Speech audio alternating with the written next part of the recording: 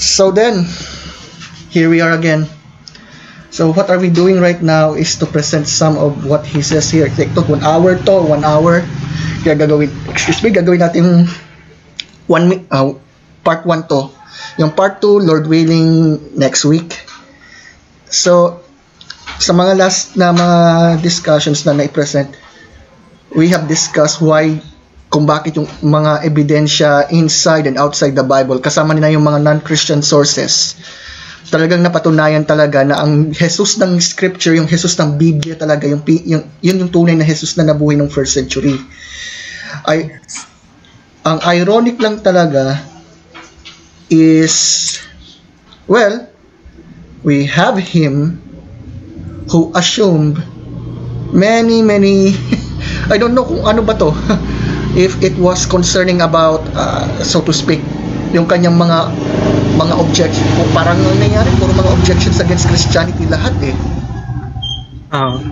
I'm not sure kung talagang kung talagang theist siya or talagang Muslim siya, kasi nagde-defend siya sa mga may thesis na argument.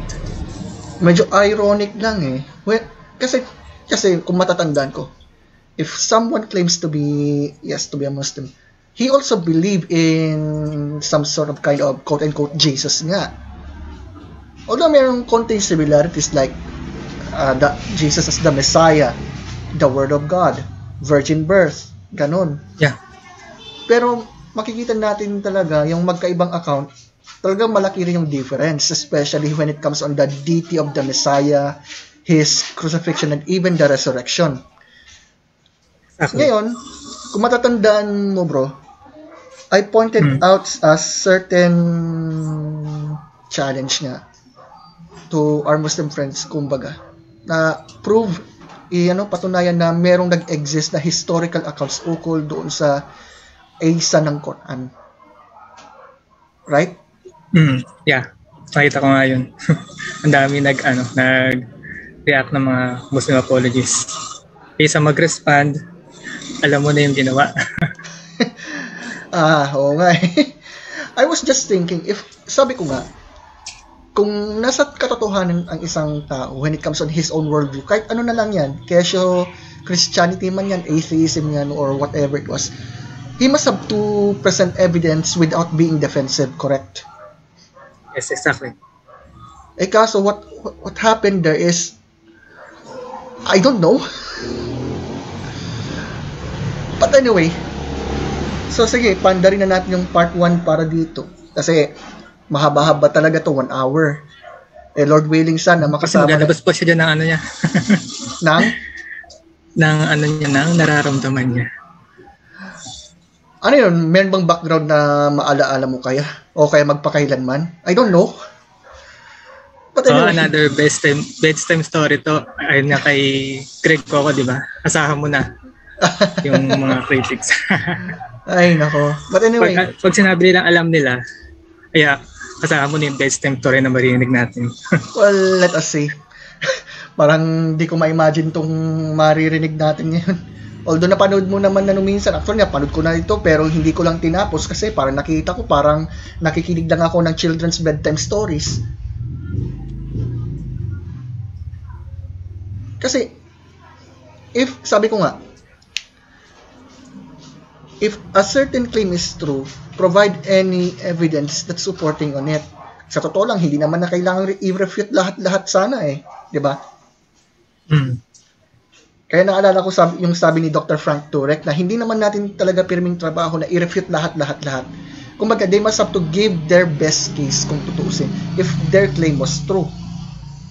Yeah. But I think in the video na i-review natin, parang hindi naman talaga nangyari yun eh. Para, gaya ng sinabi mo, ano to, children's bedtime story ba yan or what? Let's see, matinig natin yung kanyang bedtime story. Bedtime story. Anyway, okay, to those who are watching pala, we are going to have some sort of, let's say, constructive criticism. Hindi po siya, hindi siya yung parang ad hominem. No, we're not doing here. I-review natin yung kanyang mga points dyan. yun kung meron siyang nailatag talaga na case for the Isa of the Quran. Anyway, ano pa masasabi mo dito? Ayun, gusto ko lang makita kung talagang kung kaya niyang mag-present ng evidence galing sa Isa na kinikilala niya sa Quran. Okay. So siya, let's start. Assalamualaikum Okay, narinig? Rinig. Okay. warahmatullahi wabarakatuh. Tuloy lang po natin yung part 2 ng presentation natin base sa mga issue nitong si... Ayoko lang banggitin kung sino yung pangalan nito. Parang alam na kung sino. Anyway. Sa kanyang pagiging arrogant. Oh, wow. Ano? Tinawag niya kong arrogante? Doon pa lang. Ad hominem na siya. Ay, nako po. Dapat sana tinanong ko, can you define the word arrogant for me? Ay, nako. Anyway. Baka sabihin naman niya, nagrarant na naman ako, tinitira ko siya na may personal pagka nagdidebate kami o discussion kami nitong si Ruel Agustin. Even though in reality, he is not really on the dialogue actually. Yeah, hindi pa. Pero yung claim niya, makaklaim. Talaga akala mo nagkaroon na kayo ng interaction talagang dialogue. If you still remember, I even invite him for a respect, like let's say the term respected live conversation. Yung parang ganito, right?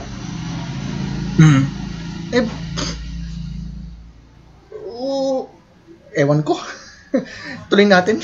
Unang-una, kailangan humusga sa mga wordings niya, sa mga banat niya, especially to the Prophet of Islam, at saka yung sa Islam na mismo. Tapos nito, pakikita ninyo kung yung respect ba nandun ba sa bungangan itong si Ruel Agustin. Wait lang. Yun bang respeto ba ito na kung sa bungangan ni ganito, whatever? What do you think for that, bro? Doon pa lang mararamdaman mo yung pagiging emotion. Medyo okay, I acknowledge kalmado siya magsalita, pero dito pa lang parang alam mo na kung ano talagang pinakapunto. And if you watch my second video concerning to that, alam ko nakita mo rin yung naging conversation namin. What do you think about that? Sa tingin ko, kung regarding sa kung ini-invite mo siya, makikita mo yung mga niya, yung mga excuse niya na obvious. Kahit di ko na sabihin yung buo, kahit kitang-kita sa comment section na alam mo yun yung nagbibigay siya ng kung ano-anong mga accusation na hindi naman talaga sa pinaka-character mo. At saka ito pa, actually kung yung last na upload ko, but talagang nag-ano ako ng screenshots bilang evidence na it is he who even went on to divert the point that I raised here na magkaroon ng live dialogue. Okay, I understand na meron tayong mga trabaho. Totoo yun. Pero hindi yun ang ano ko eh. Ang point lang kung available siya, kung ready siya. Pambihira. Ang ganda pala ng phone niya, sana all. Anyway, hindi ko i-discuss yun. Tuloy natin. Hindi ko naman in-expect na mag-respect siya sa Islam kasi critics naman talaga siya from the very beginning. At saka isa siyang hindi sincero at seryoso sa pag-aaral para maunawaan ng Islam. Ako hindi mo ko pwede sabihin hindi ako naging sincero sa pag-aaral ng Kristyanismo dahil galing mismo ako sa Kristyanismo. What? Parang pinapalabas niya dahil galing siya sa Christianity is parang sinasabi niya totoo yung kanyang belief, pero ang problem hindi naman patayan ng truth claim yun.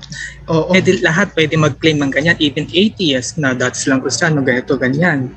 Pero it doesn't mean na truth na yung kanilang kung nasaan sila ngayon.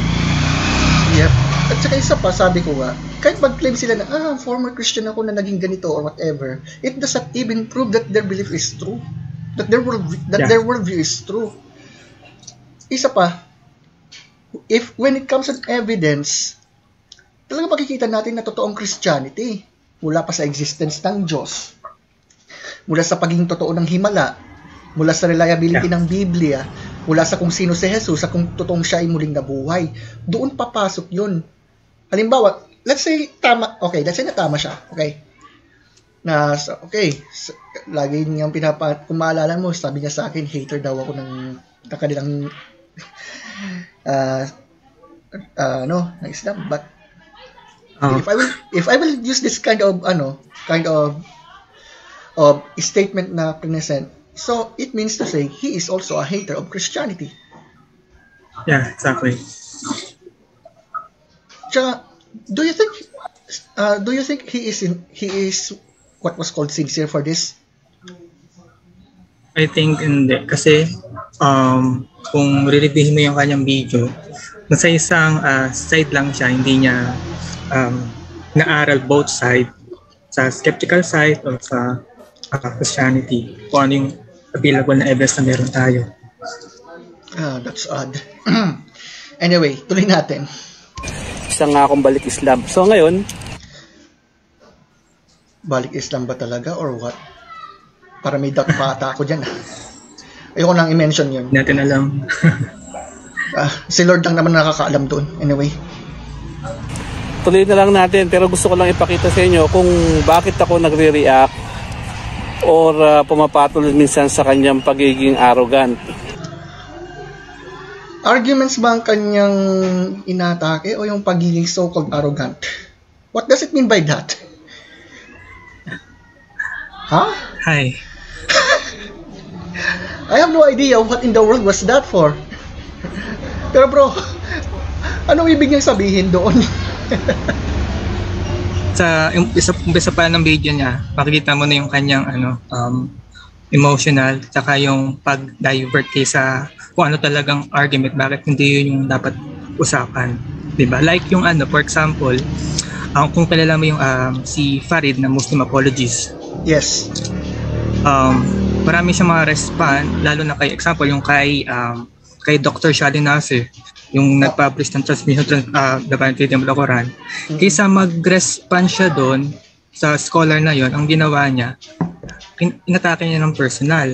Aha, hindi naman, now I know. Ay kung papanoorin mo yung video, yung clip ng video na yon, hindi mo mapapoint ang totoong Islam kasi hindi niya kaya mag-handle ng criticism.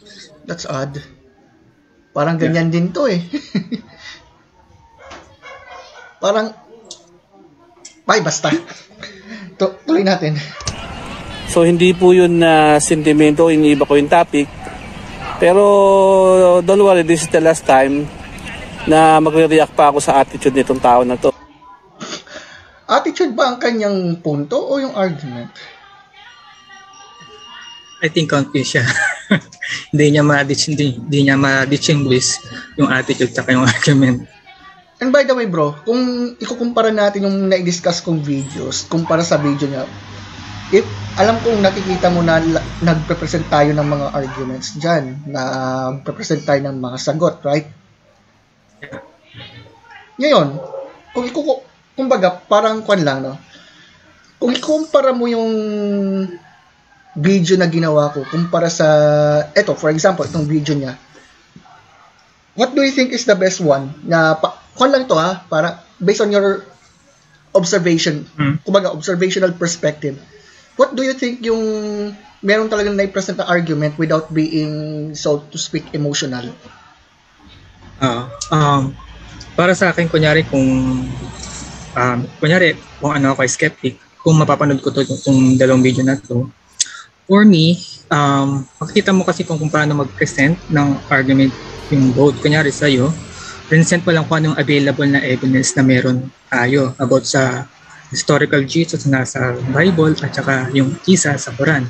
Tapos, pag i-compare mo sa argument nito ni Warley, na sa umpisa pa ng video is makikita mo na yung pagiging emotional niya, hindi niya kaya mag-handle ng criticism.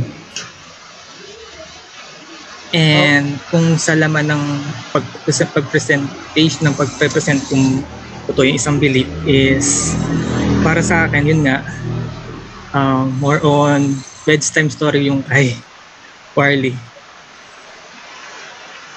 Kasi parang yung natapos ko yung video na to, doon na doon, gusto ko agad mag-conclusion. Pero wala talagang laman para sa akin. Walang content. Hopefully nga, meron tayong makausap din na atheist para i-examine yung video na ito, no? Bro?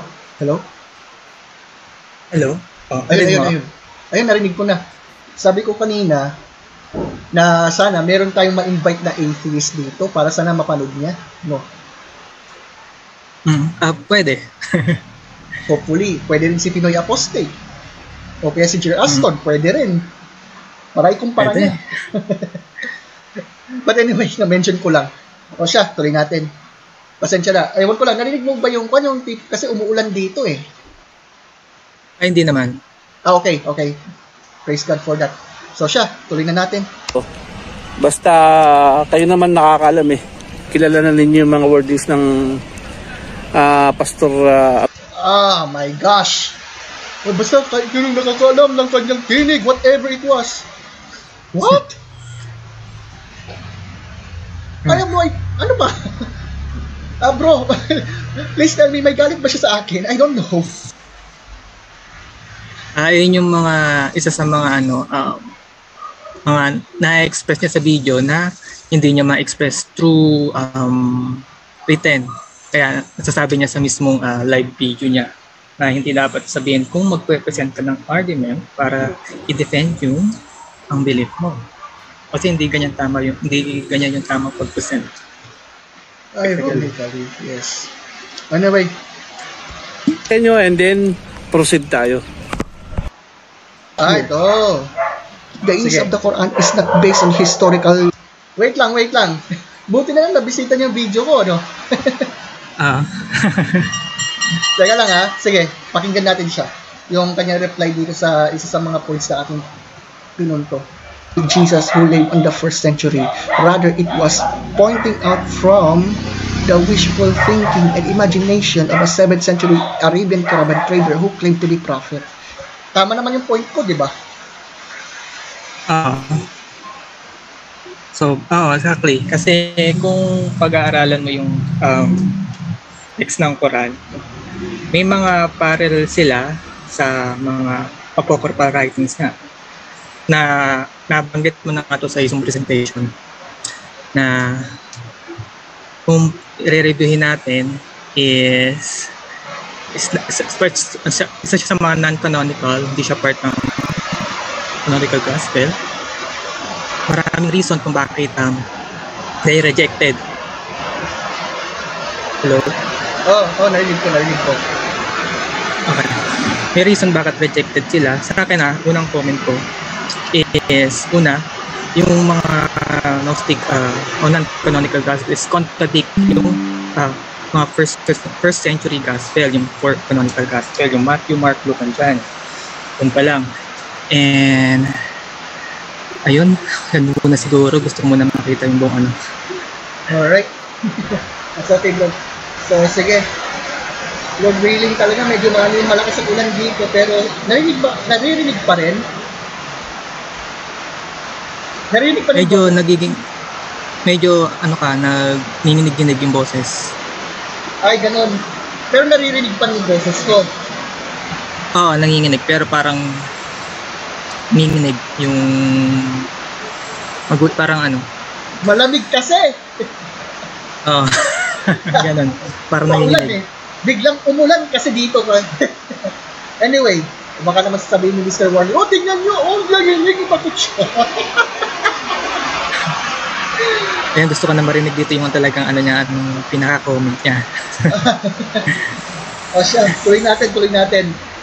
Sana, hopefully, in this recording sana, maging okay yung recording, lalo medyo lumakas din kayo ulan dito. Excuse me? O siya, tuloy natin. That's my point here. Why? Kasi ang linaw naman yung points ko dyan. Number 1, yung isa ng Quran, wala naman talagang existence yan eh. Bagkus siya ay bunga ng imahinasyon ng 7th century Arabian caravan trader na nagproklama na siya raw ay propeta, nakarinig lamang ng sabi-sabi ng mga tao nung time niya, kasama na yung mga apocryphal stories, fables, fairy tales, you name it, na mamaya papakita natin. But what he did here, he went on to say, hindi, sinungaling kasi yan, whatever, blah blah blah. Tama ba yung punto ko? Bro? Tama, bro. Ano kayong reaction niya? Tingnan natin. Kung mapapansin ninyo, itong si Mr. Accuse, kita din siya nakabasa, nakarinig ng mga... Teka. Let me repeat. Saglit. Ano yung sabi niya ulit? Kung mapapansin ninyo, itong si Mr. Agustin ang nag-accuse. Kita niyo yung mga wordings niya, nakabasa, nakarinig ng mga myth daw at saka ng mga kung ano ng fairy tale na pinagsasabi nito. Kaya ang challenge ko sa kanya, hindi naman ako nag-brought out ng issue na ganito. Kasi nga sabi niya, historical evidence eh. Naghahamon to ng historical evidence at saka mga facts, di ba? So bakit ako papuproducein mo ngayon ng mga pinagsasabi mong pinagkuhanan ng propeta ng mga sinasabing fairy tale at saka myth, mga fabula. Hindi mo pa nga alam kung ano yung fabula at saka kung anong myth. Kaya sasampulan kita ngayon. Bago tayo magtuloy, ano yung sasampulan niya sinasabi niya? ano sa palagay mo, bro?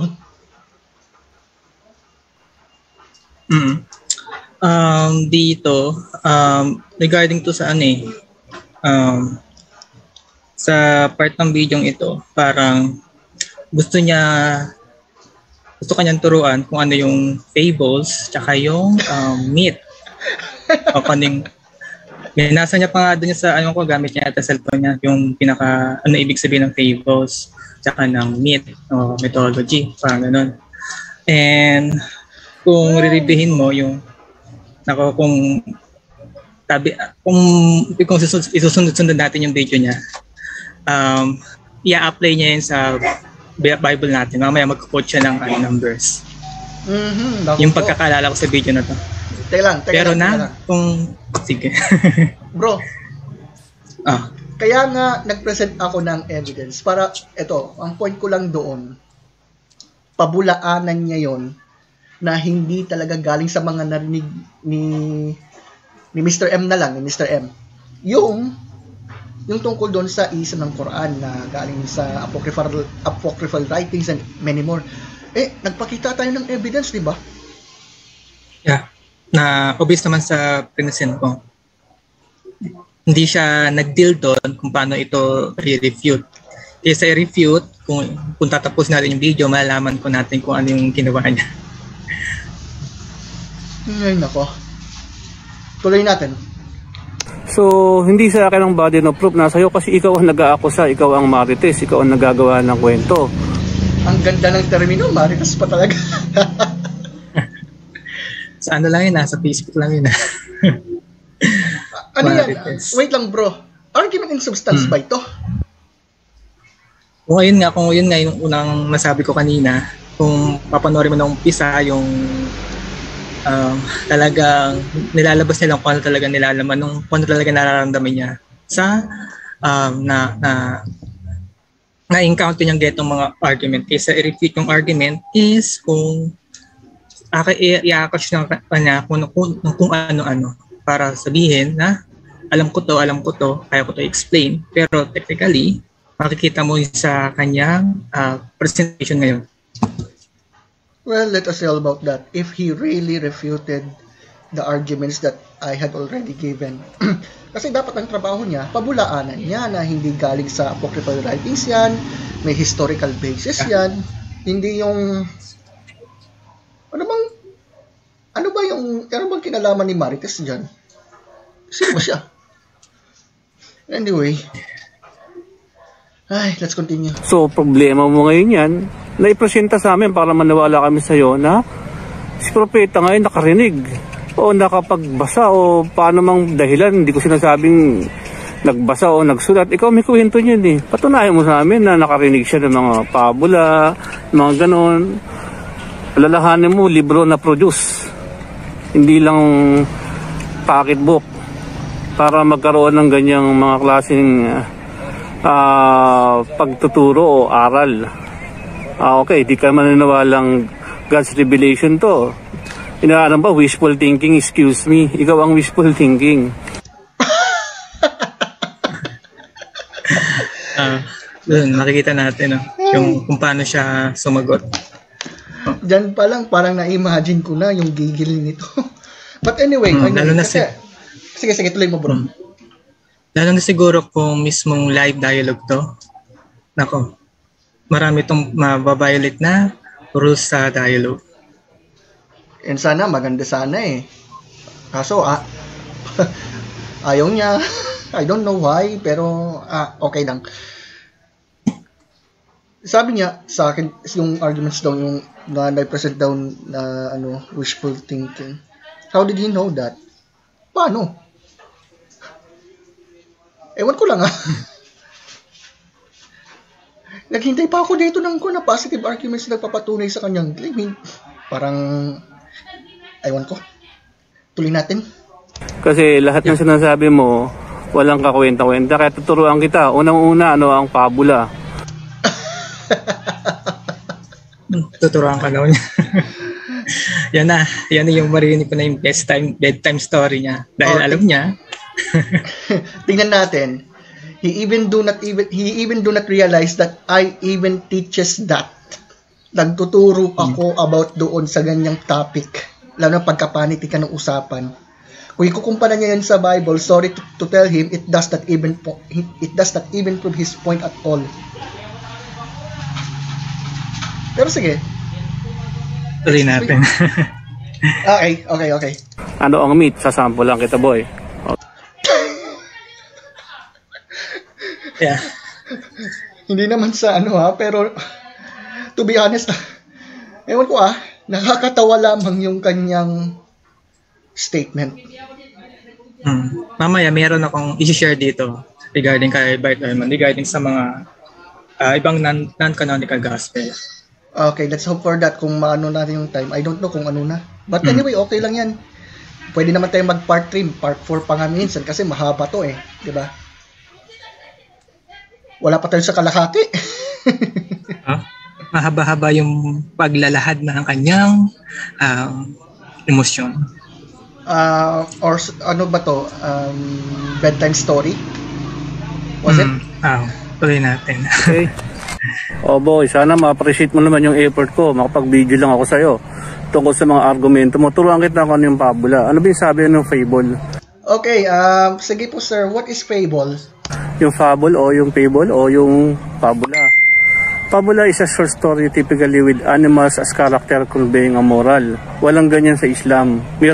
Wala ba sa Islam? Yung ganun. What do you think? Actually, ang dami.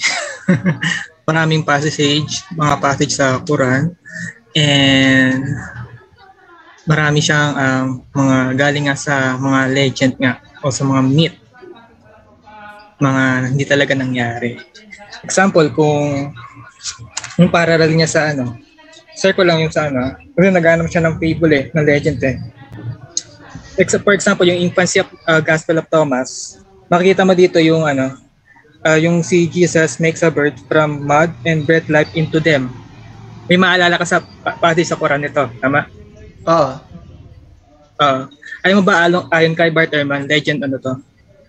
Legend to. Wow. Ito isa sa lamang. Oo. Sa libro niyang Lost Scriptures. Legend tong hindi to historical. Now we know for sure. Actually, kung natatandaan ko, meron yata ako na-present na gano'n about yung sasabi na Jesus was born by Mary under the palm tree. Yun, sample yan Pero tingnan natin, ano bang example na ibibigay sa atin? ni Mr. Warley. Tingnan natin. 1, 2, 3. Bakit meron? So, turuan kita, yung libro mo, yung scripture mo, ang kwentong barbero. Ito, there are talking snake in Genesis chapter 3. Nagsimula sa Genesis chapter 3. O, diba? Nag-divert ka agad. Red herring ka agad to. Kung nakikinig man siya, ang topic is all about the historical Jesus. Ba't siya napunta doon? Always. At saka, wait lang. Even let's say na ganun nga na nagsalita yung ahas. Sino nasa likod ng ahas? Yung ahas mismo o si Satan? Wag niyang sabihin sa atin na hindi siya naniniwala sa supernatural. Okay. Kasi magkakaproblema din siya regarding kasi yung kila Adam Eve din sa Quran. Okay, ewan ko lang kung narinig niya na yung presentation doon ni Yasser Qadhi. Ay, sana nga. But anyway, tuloy na natin. Na talking donkey in number chapter 22. Pati yung tungkol sa sino ba yung dahilan para makapagsalita kahit kaunti lang yung naturang asno na sinasakyan ni Balaam?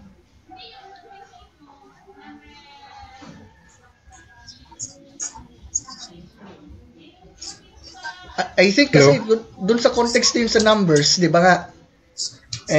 Itong si Balaam kasi, 'di ba, na-hire siya ni Balak na sumpain yung Israel, 'di ba?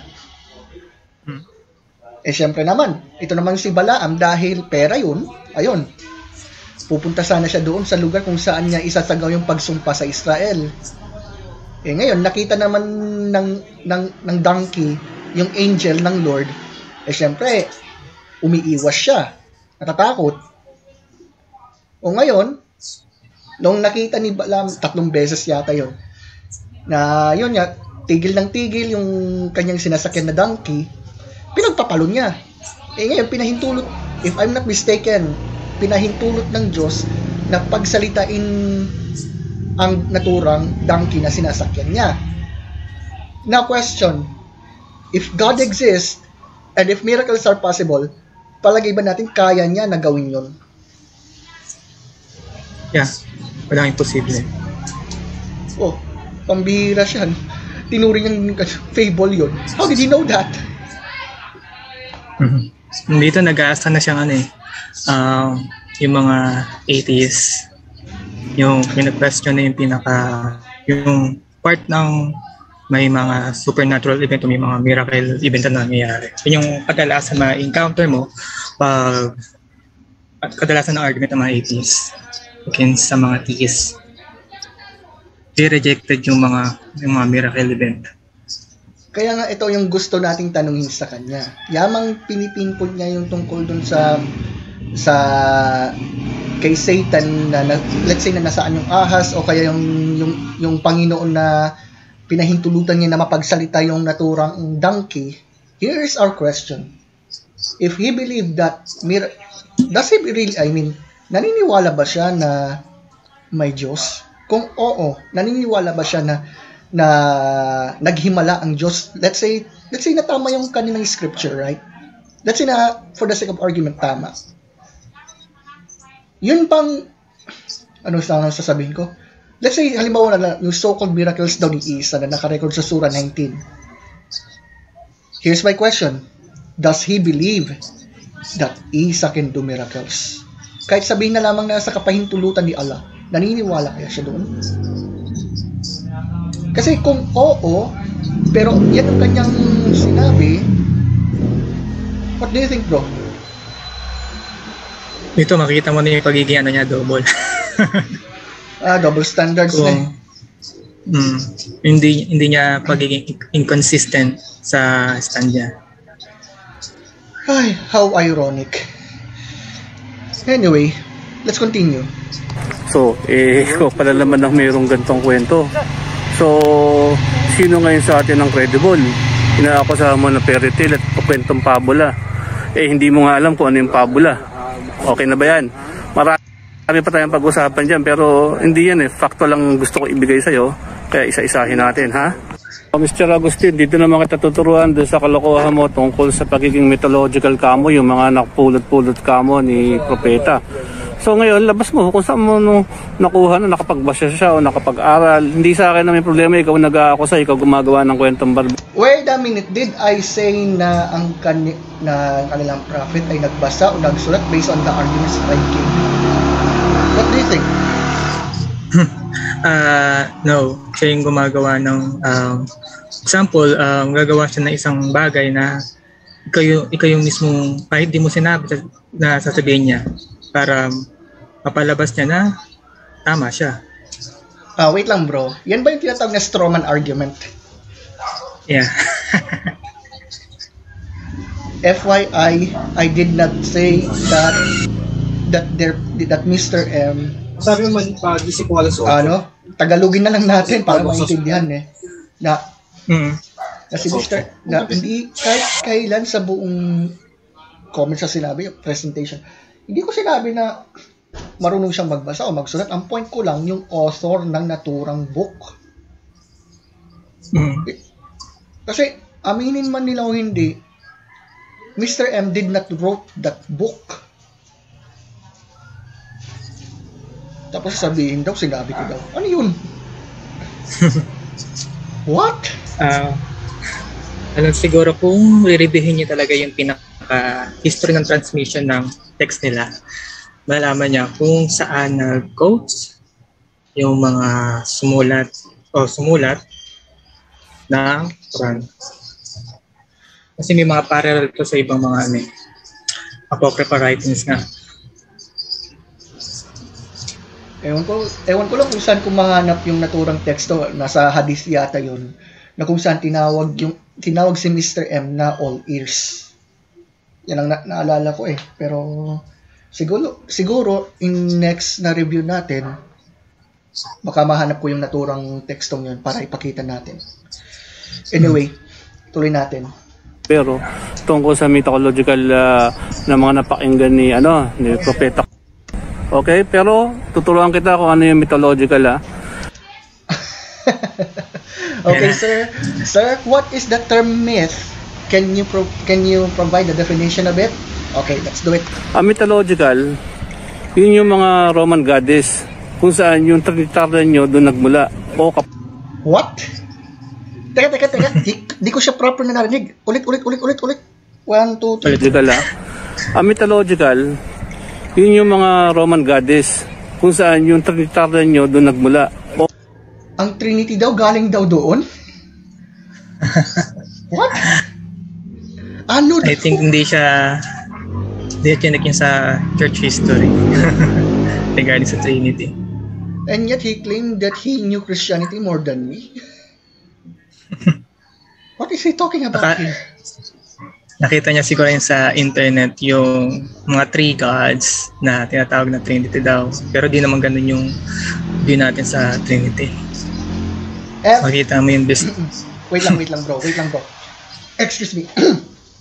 FYI, we do not believe in 3 separate gods. Tritheism yun. Exactly. Yung mga comparison na sinasabi niyan, yung like mga Roman deities, yung mga Greek gods daw, whatever, hindi naman sila mga Trinity na ganun, kundi mga tritheistic na mga paganistic na polytheistic na di kumawari. So dito pa lang strawman ulit. Yeah. Nakakita lang siya na parang similarity. Ayun na, pinagay niya sa kwento niya. Dahil lamang ba sa salitang 3 o 3? Ganon? Exactly. Maalala mo kung ano yung nasa passage ng Quran nila.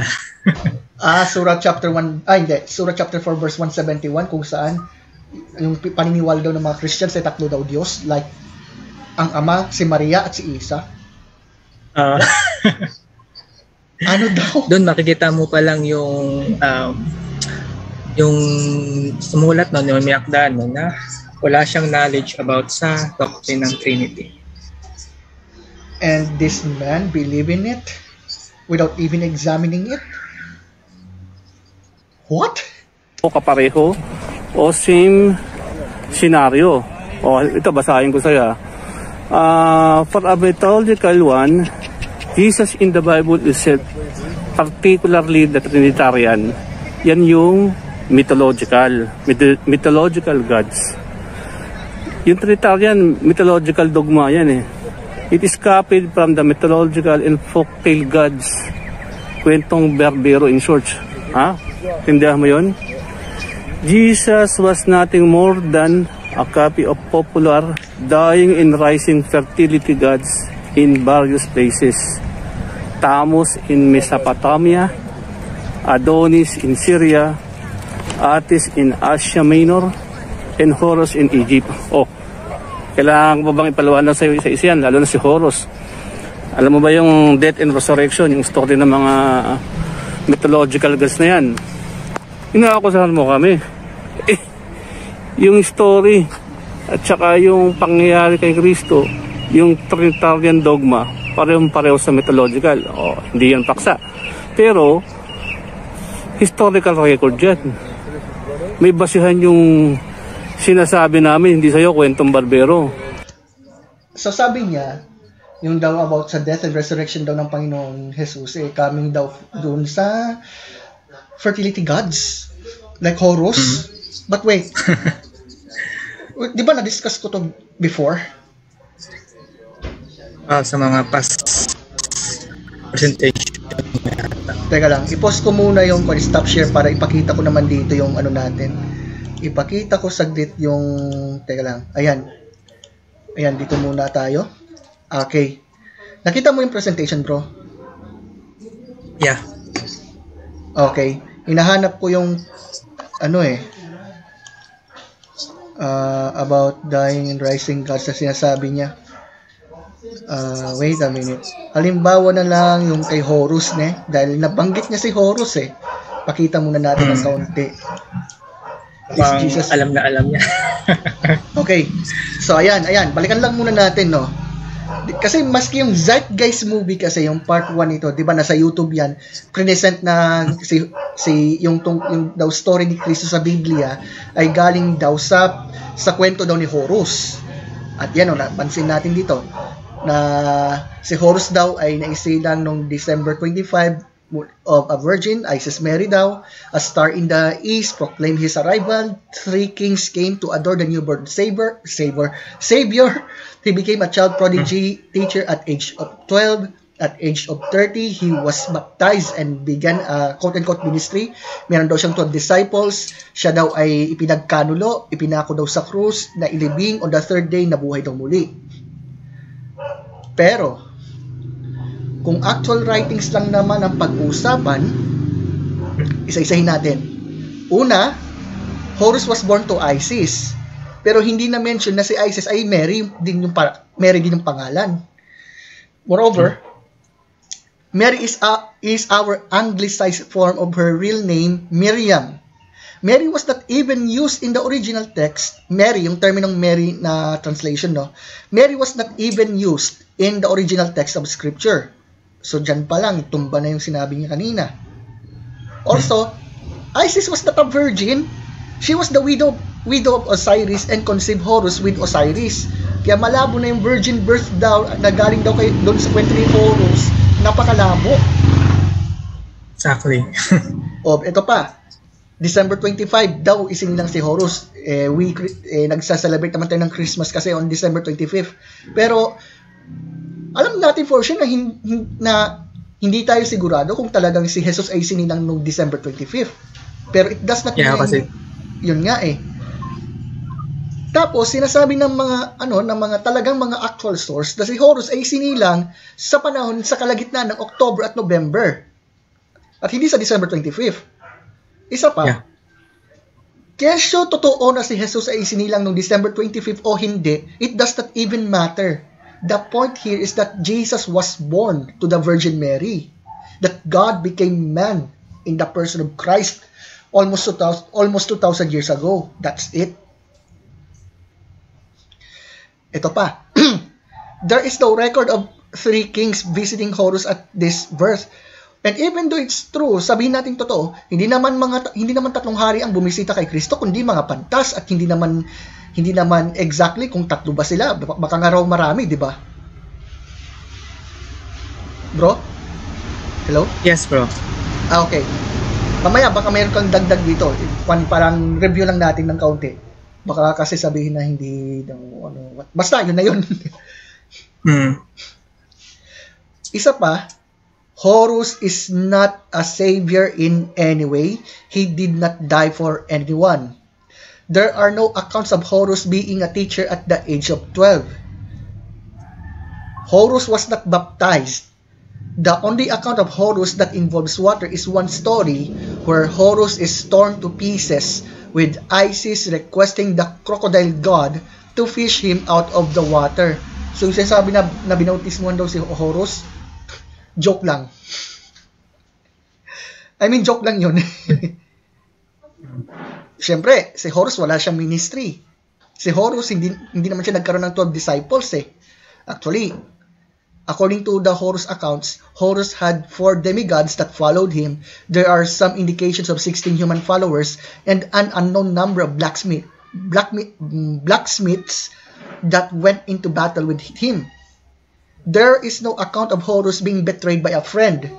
And by the way, Horus did not die by crucifixion. By crucifixion, exactly.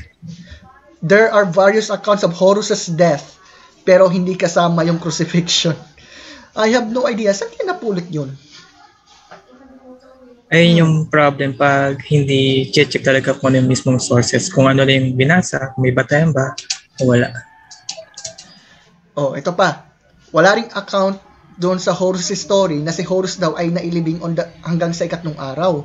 At lalo na Horus was not resurrected. There is no account of Horus coming out of the grave with the body he went in with. Some accounts have Horus/Osiris being brought back to life by Isis and then becoming the lord of the underworld, which is okay. Ngayon, what do you think by that, bro?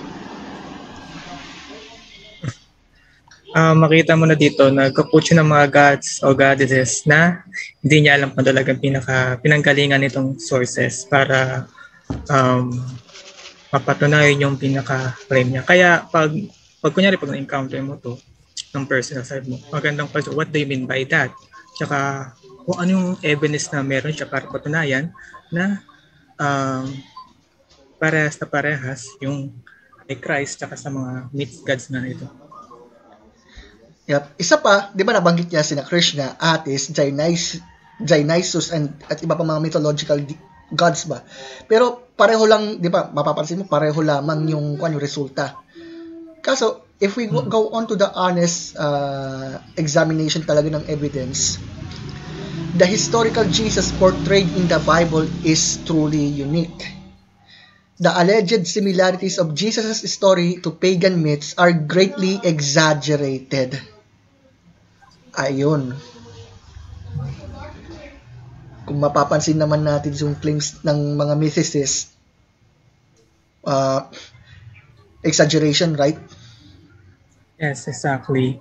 Madami yan.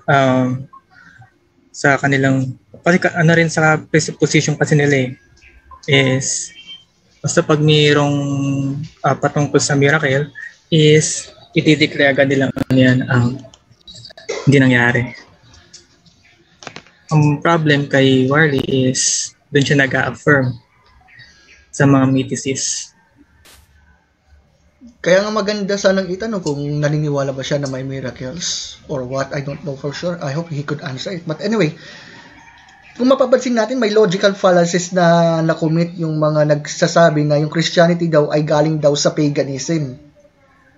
Yung dalawang yun ay fallacy of the false cause at pangalawa, terminological fallacy. Which is ayun. Yun na yun.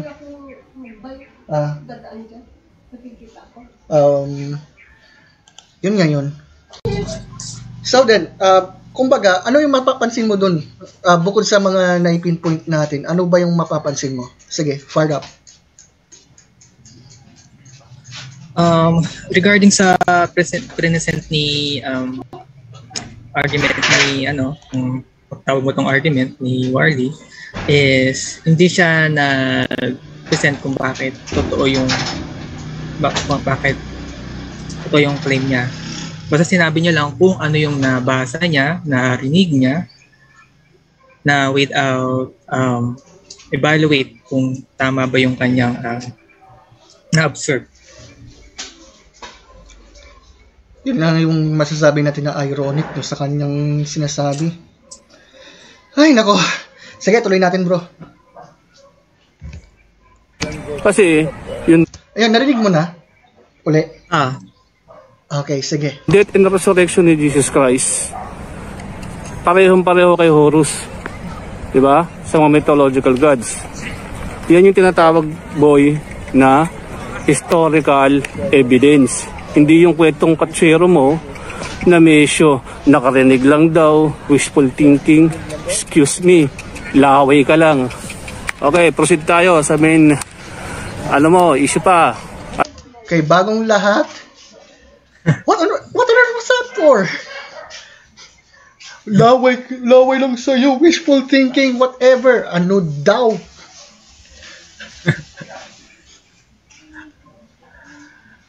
For the information of all, teka lang, i-stop ko ulit dito yung screen natin dyan para mag-proceed naman tayo sa evidence kahit saglit lang.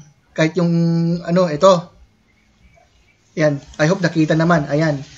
So, kung mapapansin natin yung mga evidence like halimbawa na lamang, kahit, saglit lang tayo. Take note, evidence for the historical Jesus outside the Bible. What does it mean by that? Take note, Marabar Serapion, Josephus, meron pa siyang quotation dyan, Pliny the Younger, ayan pinipinpoint niya na, banggitin ko to, sabi ni Pliny the Younger, they asserted, however, tinutukoy dyan yung mga Kristiyano nung panahon niya, that the sum and substance of their fault or error had been that they were accustomed to meet on a fixed day before dawn and sing responsively a hymn to Christ as a God and to bind themselves by oath not to some crime but not to commit fraud, theft, or adultery, nor not falsify their trust, nor to refuse to return a trust when called upon to do so. Here is my question. Una, Kristiyano ba si Pliny the Younger, Josephus, and the rest? No. Obvious. Kadalasan nga itong mga nabanggit natin, hindi naman sila Kristiyano Yung si iba nga, Livius Jewish historian. Ito pa. Wait lang, hanapin ko pa yung isa. Sino to?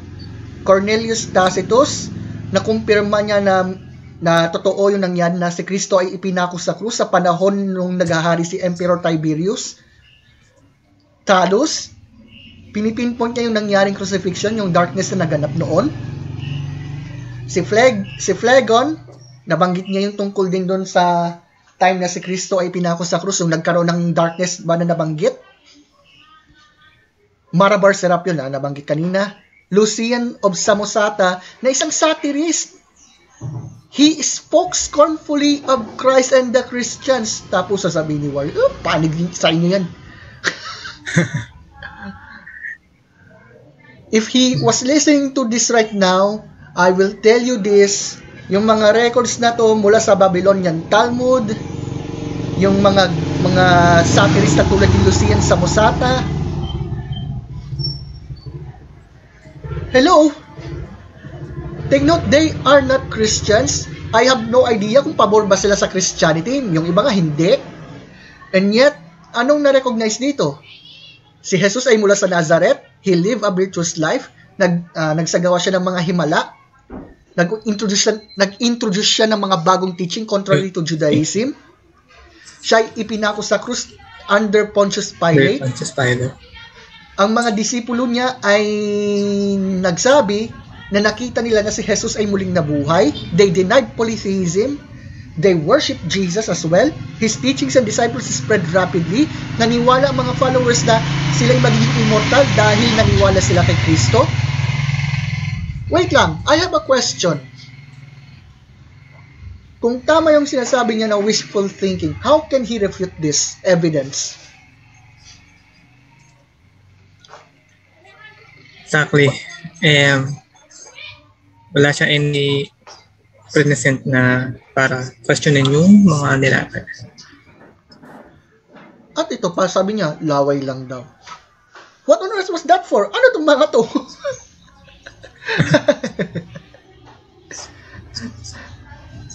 Sana tama yung kanyang point kung wala tayong na-present na mga data eh. Kaso hindi. At kung talagang okay, teka lang, hanapin ko. Kung talagang yung kanyang claim na tawag dito, kung tama ang kanyang claim, yung kanyang sinasabi ng repeatedly na yung claim na si Isa ay galing lamang sa mga wishful thinking at iba pa mula doon kay Mr. M or whatever na narinig niya, patunayan niya na hindi totoo yun. He must have to provide any evidence na sumusuporta sa kanyang claim. Kaso anong nangyari, bro? No, man. I have no idea. But anyway, magbalik tayo dito ulit sa kanyang video. Tingnan natin. Sabi daw niya, ile-lecture daw niya ako. Kaso nga lang, parang bumabalik lamang sa kanyang belief yung pinalilecture niya sa atin. Ay, nako. Anyway, continue natin. Alin? Yung hopefully, kahit mga 10 to 15 minutes eh. Sige, tuloy natin muna. No, yung Isa at saka Joshua. Kawawa ka, boy. Mr. Agustin, ha? Baka sabihin mo na naman bakit ko binarote out itong mga issue na ito na biblical at saka facts and evidence tungkol sa mga tinatawag mo na apocryphal book, mga fable na hindi mo alam. Baka fable. Anyway, na-insert ko lang. Yung mythological, kung ano-ano pa. Binarotan ko yan kasi sa'yo nang galing yan. Kasi nga, sabi mo, galing lang kung saan-saan yung mga account sa Quran. Dahil nga, yung issue mo sa talking infant, tapos yung issue mo sa palm tree, kung tutuusin, mas credible yung mga nasa Quran. Kasi unang-una, katulad ba ng Trinitarian na yung Roman Church, meron kayong mga Christmas o yung mga date of celebration na December 25 sa birth of Christ, diba? Isang kalokohan yun kasi sa winter walang makaka-stay ng gano'n kalamig sa ilalim ng palm tree. Tapos yung sabasaban ninyo by season, mas credible nga naman yung sa Quran, connected dun sa issue nyo dun sa manger. Alam mo na yung kwento no, ng Christian, no? So credible siya, diba?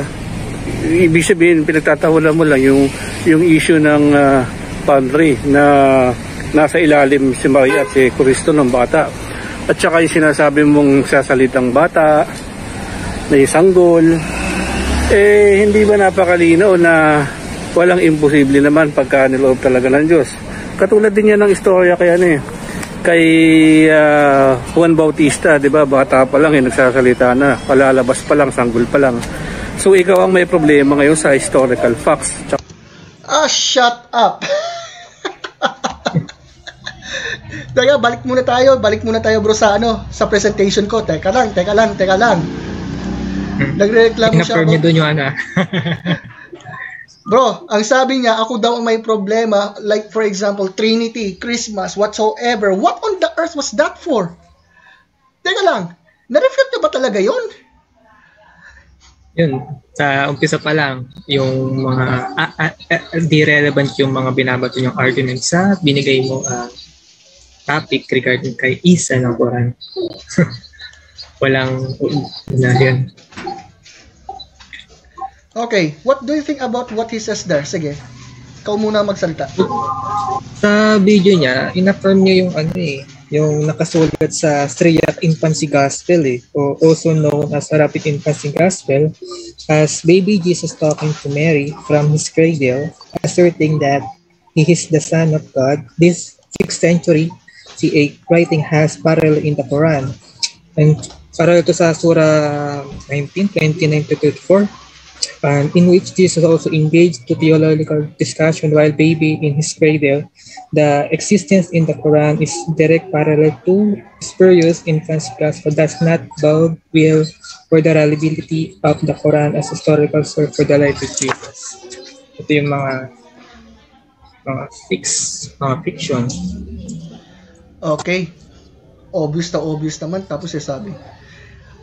Ito, the palm tree, ayan. Ayan, nakikita naman sa presentation uli. Tingnan natin. Basahin ko muna yung naturang passage sa Surah chapter 19, 22-26. Tapos basahin ko yung Arabic Infancy Gospel na tinutukoy. Tingnan natin kung meron ba silang pagkakapareho. Kitang-kita naman sa screen, di ba bro? Yeah. Okay, so basahin natin. Basahin ko muna. Sa Quran muna So she conceived him, Jesus, and she retired with him to a remote place. And the pains of childbirth drove her to the trunk of a palm tree. She cried in her anguish, would had I had died before this? Would that I had been a thing forgotten and out of sight. But a voice cried to her from beneath the palm tree, Grieve not, for thy Lord hath provided a rivulet beneath tree, and shake towards thyself the trunk of the palm tree. It will let fall fresh ripe dates upon thee. So eat and drink and cool thine eye. Yan ang nakabanggit sa Surah chapter 19, 22-26. Kung ikukumpara natin sa Arabic Infancy Gospel na na-record, basahin ko. Now on the 3rd day, after Mary was wearied in the desert by the heat, she asked Joseph to rest for a little under the shade of a palm tree. Then Mary, looking up and seeing its branches laden with fruit, dates, said, I desire, if it were possible, to have some fruit. Just then the child Jesus looked up from below, yung baby Jesus daw sa Arabic Infancy Gospel daw. Nasaan ako? Then the child Jesus looked up from below with a cheerful smile and said to the palm tree, Send down some fruit. Immediately the tree bent itself toward her, and so they ate. Then Jesus said, yung baby Jesus daw nagsabi, O palm tree, arise, be one of my father's trees in paradise, but with thy roots open the fountain rivulet beneath thee, and bring water flowing from that fount. Ito ang aking tanong, kasi lagi nito. Hindi naman natin issue tungkol sa Pasko, whatever. Ang pinupunto natin itong tanong ko bro, mayroon ba talagang ito, maliban yung may nabanggit na Joseph dyan or whatever, kasi sa Quran wala naman But here's the question. Meron bang masasabing parallelism dito sa dalawang to? Obvious. Obvious sa nakaparallel sa Quranic chapter tsaka ng mga infancy gospel. So, ito sanang tatanungin ko kung nakikinig man si Mr. Warley. When he said that yung belief ko yung may problema, yung belief natin na may problema, bakit hindi niya binisita to? Paulit-ulit tungkol sa yung Trinity, galing sa Miss, whatever. What in the world was that for? Ay, nako. Ano ba, may papakita pa tayo? Ano ba yung nabanggit niya, bro? Yung regarding sa in-affirm niya doon kanina yung nagsasalita Kung di ako nagkakamali. Oo. The baby Jesus talking. Ayun pala. Okay. Sa Surah 19, 29-33, parang nabanggit mo yun kanina, di ba? Yun. Wala namang nakatala sa Biblia except for the account of Jesus disputing with the elders in the temple nung siya ay nasa 12 anyos sa Luke chapter 2. So, saan ba galing yung story na yan sa Surah 19? Well, Sa infancy. ayan na. Syriac's infancy gospel. 2nd century apocryphal writing uli pala to. Tapos meron pa yung 5th century apocryphal account na ayan the Arabic Gospel of the Infancy. Na kung saan, ayan. Diba nga, nagsalita daw si Isa dyan sa Surah 19. Yes, we have no question that for with God nothing is impossible. But what he did on the first, parang meron siyang doubt eh. Gusto ko ano ba talaga? Did he really believe in miracles or not? Kasi nagreklamo siya about talking snake, talking donkey. Ano ba yun? Pero pagdating dito, makikita mo yung niya, inconsistent. Hindi siya consistent sa niya. In short, double standard na naman to. Ay, nako po. Anyway, kung ikukumpara natin yung Surah chapter 19 verse 29 to 33 sa first gospel, quote-unquote gospel of the infancy. Basahin ko lang ito. Jesus spake even when he was in the cradle and said to his mother, Mary, I am Jesus, the Son of God, that word which thou didst bring forth according to the declaration of the angel. Although, iba sa Surah 19 kasi hindi naman nakarecord na si Isa daw ay ang anak ng Diyos. Pero kitang-kita, yung sinasabi ni Jesus, yung parallel. Kitang-kita naman yung parallelism, tapos magreklamo pa siya. Ay, nako. But as of now, it will be the last one kasi bukod sa parang maglolobat na yung laptop. Sige, last na lang to muna para ngayon. Ayan, Lord willing, mag-ano tayo ulit ng part 2 next week, Lord willing. Sana kasama natin si Brother Cap, no? Okay, so, sige, tuloy natin na kanyang sinabi. Kumbaga, ito yung last muna ngayon. 1, 2, evidence. At saka may doubt ka sa miracle. Pero I don't doubt about miracle. Ang problema sa kanya. Sa kanya yun. Hindi ako. Because why? Because if God exists, then miracles are possible. I even believe in the miracles. Ang point lang natin dito yung evidence. Ang point lang natin dito yung historical facts. Yeah. Ay, nako. lahat ng binabato mo sa Islam, meron ka ding istoryang ganun na mas masahol pa, gaya ng pabula. So, ang issue dyan ngayon ay ignorance at saka pagiging double standard. So, dun tayo sa main issue mo, yung maraming factual sa pagiging prophet, kung ano ba talaga ang factual. Yung Quran na nagsasabing prophet lang si Jesus Christ, o yung biblical na divinity of Christ, o yung pagkakaiba nga nila. Ang problema sa'yo, wala naman kami nag-claim na ang basahan namin na para magkaroon ng proof na Jesus sa Quran. Hindi namin basis yung Biblia ninyo para maging historical facts. Okay? Okay. Diyan na tayo titigil muna. What do you think about that, bro? Nag-accusation na naman siya sa'yo na ikaw daw yung nag-asok ko sa kanila.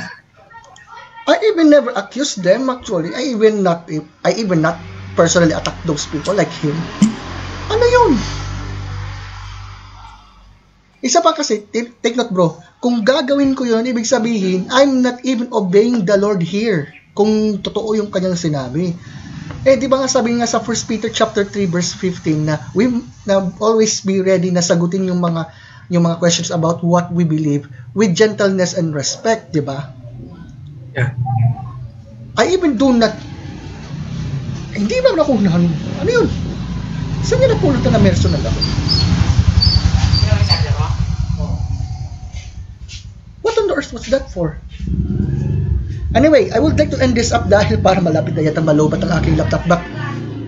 But I will go to end this first, yung first series, first video series natin. What do you think about this, bro? Yung first, yung una nating reaction dyan. Para sa akin, yung unang reaction ko, sa umpisa pala ng video niya, marami na siya na-commit na policy, iba-iba. Kung aware siya doon, I don't know kung aware siya. Pero kung tulad tayo, dahil nag-aaral tayo regarding sa other belief, and kung paano mag-present ng argument, dito pa lang ang dami niya na commit ng mga policy. And regarding sa mga sinasabi niya against Christianity is wala siyang any evidence, more on story siya. Kasi kung may evidence siyang binigay, dapat kailangan may support kasi regarding doon yung topic na regarding kay Isa, ang nangyari, napunta sa Christianity. Nag-protot siya ng anong mga arguments against Christianity regarding sa Pagan Trinity, yun nga sa rising gods, mga Greek gods. Ayun, kung itong first part ng review video natin. Pero mas gusto ko yung magiging part 2 yung susunod kasi doon marami akong comment. Kasi regarding sa sa early Christianity. O di ba ang hirap palisin? Kaya nga kapansin-pansin kasi bro. Di ba nga, as I already pointed out, na tawag dito, sa bagay patapos naman na yung natin, I always point out na if a certain worldview, if a certain belief is true, tawag dito, patunayan yan based on evidence, not based only on some sort of assumption. Kumbaga, without being defensive na. Kasi, we are talking about reality here. What better explains reality? If this Jesus that we serve and worship is true or not. Well, ironically, on the first part, all I can say is, ayun, better luck next time sa kanya.